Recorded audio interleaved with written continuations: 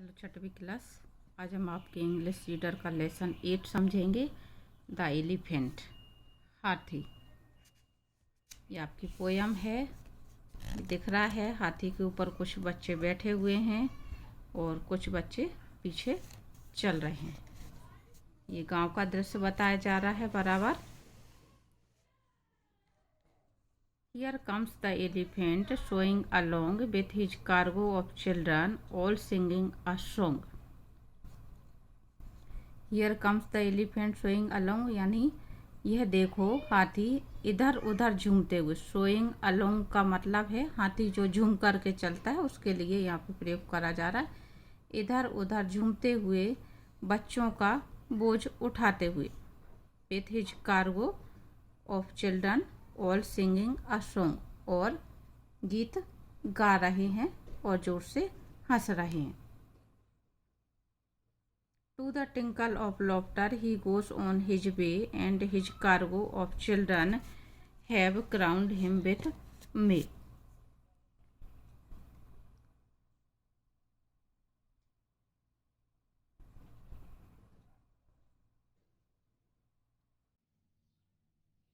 Here comes the elephant swinging along with his cargo of children all singing a song. swing कहते हैं झूमते हुए। देखो झूमता हुआ हाथी बच्चों के समूह को अपने ऊपर बैठाए हुए आ रहा है।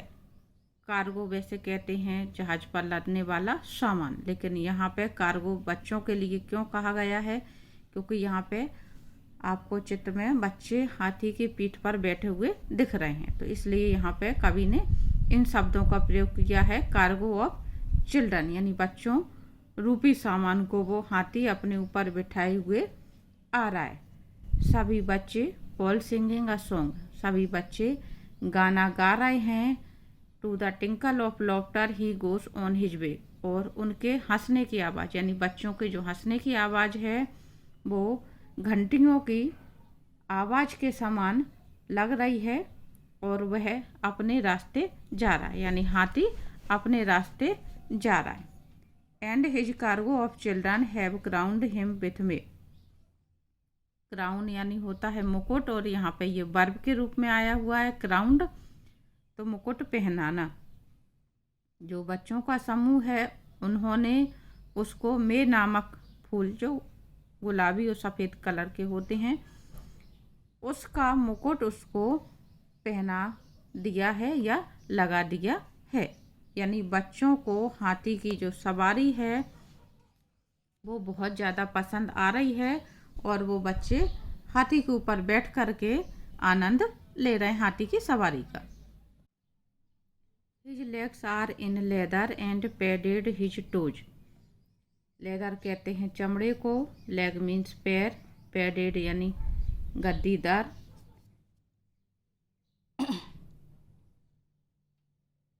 और टोज यानी पैर का पंजा। He can root up an oak, root यानी उखाड़ना, यहाँ पे किसी चीज़ की जड़। ओक पेड़ का नाम है, वृक्ष का नाम है। His legs are leather and padded his toes, यानी उसके पैरों पर चमड़ा रहता है और जो पैर का पंजा होता है वो गद्दीदार होता है। He can root up an oak, वह एक ओक के पेड़ को जड़ से उखाड़ सकता है। रूट यानी जड़। With a whisk of his nose, with a wave of his trunk and a turn of his chin, he can pull down a house और पिक अप अ पिन। यहाँ पे हाथी के बारे में बताया जा रहा है कि हाथी क्या क्या कर सकता है। तो जैसे वो जड़ से ओक के पेड़ को उखाड़ सकता है, क्योंकि ओक की जो जड़ है वो बहुत ज़्यादा गहरी जाती है और किसी के लिए वो उखाड़ना बहुत मुश्किल बात होती है।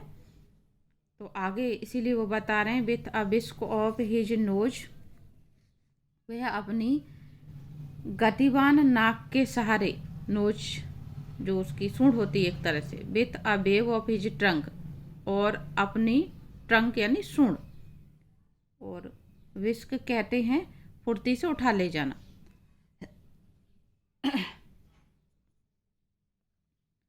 वह अपनी गतिमान नाक के सहारे, अपनी हिलती हुई सूंड के सहारे, एंड टर्न ऑफ हिज चिन, और अपनी ठुड्डी के एक मोड़ से वह एक घर को धराशाही कर सकता है। पुल डाउन यानी गिरा देना, एक घर को भी गिरा सकता है, मकान को किसी के भी गिरा सकता है। और pick up a pin, pick up का मतलब उठाना, और एक पिन को भी उठा सकता है। यानी कहने का जो आशा ये है कि वह बड़े से बड़ा काम भी कर सकता है, ताकत वाला काम भी कर सकता है, और बहुत छोटा जो है पिन बहुत छोटा होता है, सूंड उसकी बहुत बड़ी होती है, लेकिन वो छोटे से छोटा काम भी कर सकता है अपनी सूंड की मदद से, और बड़े से बड़ा काम भी कर सकता है अपनी ताकत से। Beneath his grey forehead, a little eyes peers of what is he thinking between those wide ears. Beneath यानी नीचे, ग्रे यानी जो हाथी का रंग होता है वो ग्रे कलर का होता है। फोरहेड यानी माथा, और पियर यानी वैसे होता है झांकना या देखना। थिंकिंग यानी सोचना, और बिटवीन यानी बीच में। दो लोगों, दो चीज़ों के बीच में जब बात होती है तो बिटवीन शब्द आता है। ईयर्स मीन्स कान, और वाइड यानी बड़ा या चौड़ा। तो यहाँ पे कहा जा रहा है beneath his grey forehead a little eye peers, बड़े धूसर रंग के माथे के नीचे, फोरहेड का मतलब माथा, माथे के नीचे छोटी छोटी आँखें जो उसकी हैं वो छोटी छोटी आँखों से देखता है।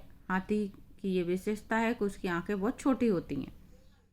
तो बड़े धूसर रंग के माथे के नीचे वह अपनी छोटी छोटी आंखों से देखता है, और बड़े बड़े वाइड ईयर्स यानी बड़े कान, बड़े बड़े चौड़े कानों के मध्य वह क्या सोच रहा है।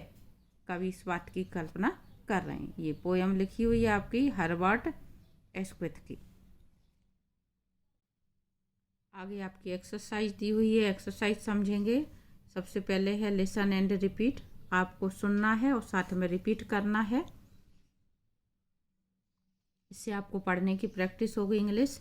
राइमिंग वर्ड्स दिए हुए हैं आपके ये सॉन्ग, अलोंग, रोंग, वे, मे, से, टोज, नोज, रोज, चिन, पेन, बिन, पियर्स, ईयर्स, चीयर्स। आगे आपका read and learn. Animals can be divided into 3 groups, जानवरों को 3 वर्गों में विभाजित किया जा सकता है। वाइल्ड एनिमल्स, जंगली जानवर, पेट्स, पालतू जानवर, एंड फार्म एनिमल्स।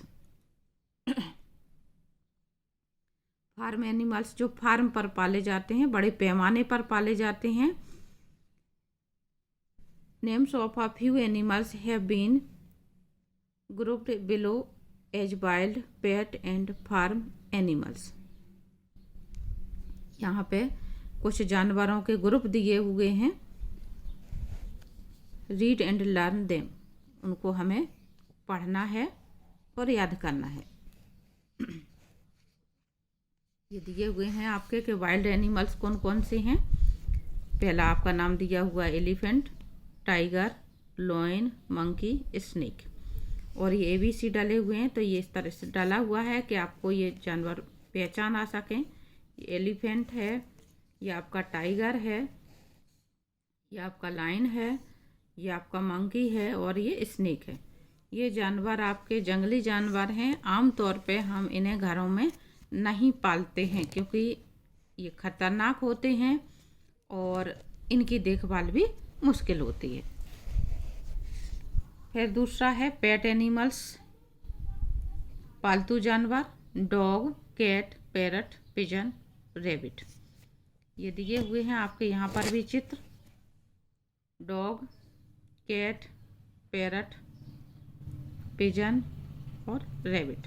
आमतौर पे लोग बाग अपने घर पर मनोरंजन के लिए या अपना अकेलापन दूर करने के लिए इनको पालते हैं।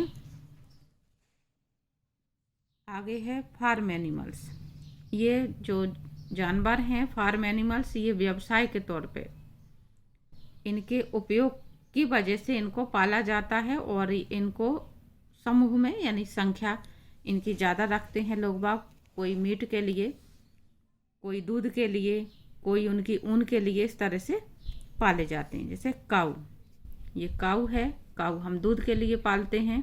सीप, भेड़, ये हम इनसे ऊन प्राप्त करते हैं। हैन, चिकन, अंडे प्राप्त करने के लिए पाले जाते हैं। हॉर्स, सवारी वगैरह करने के लिए।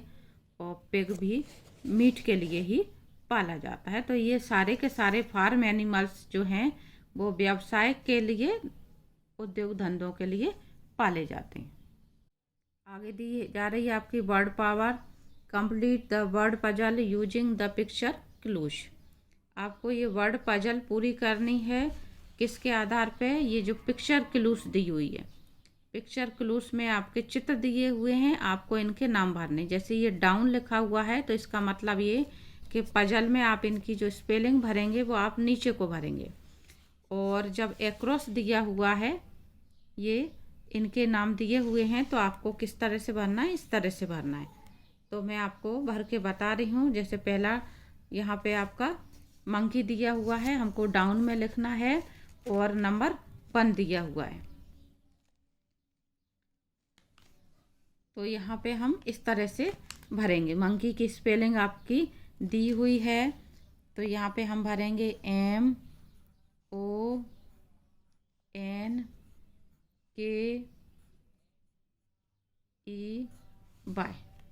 तो ये हो गया आपका मंकी।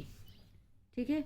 फिर यहाँ पे भी 1 नंबर लिखा हुआ और तीर का निशान यहाँ को जा रहा है, तो आपको एक्रॉस में भरना है। एक्रॉस में भरना है 1 पे। ये आपका चित्र दिया हुआ है, ये दिया हुआ है आपका आउल।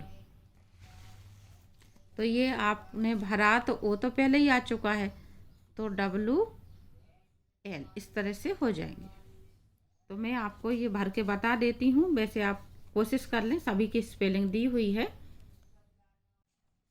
पजल आपकी इस तरह से भर जाएगी। मैंने टोटल भर दी है, आपको अपनी प्रैक्टिस कर लेनी इस तरह से भर के। आगे हम अगली एक्सरसाइज समझेंगे। आपकी मैचिंग दी हुई है।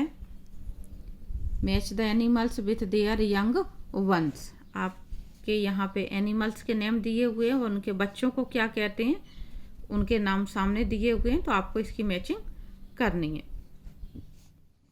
जैसे ये उन्होंने बना के बताया, हॉर्स के बच्चे को फाउल कहते हैं अपन। तो काऊ का आपका कहलाता है काफ। सीप का आपका कहलाता है लेम। और हैन का कहलाता है चिक। डक का कहलाता है डकलिंग। और पिग का कहलाता है पिगलेट। तो आपको याद करने हैं ये बच्चों के नाम इनके।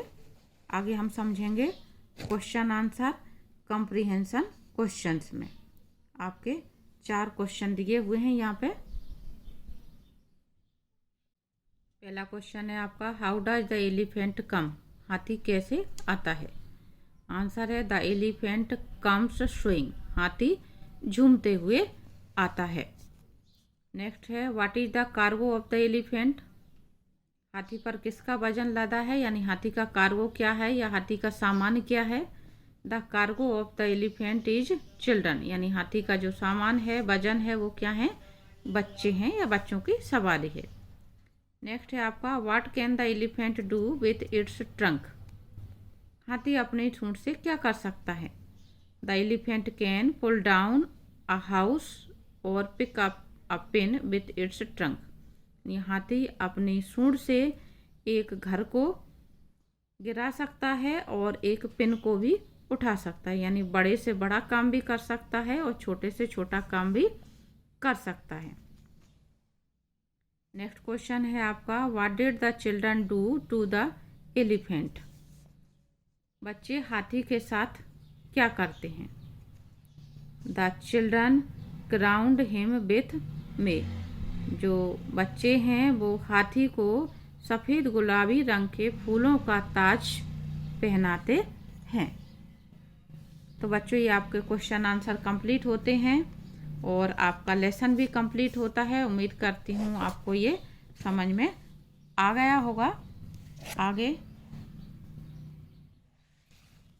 आपके ये फिल इन द ब्लैंक्स दिए हुए हैं लेट्स राइट में, तो आपको ये पोयम में से ही भरना है और स्वयं करना है। तो उम्मीद करती हूँ इतना आप कर लेंगे।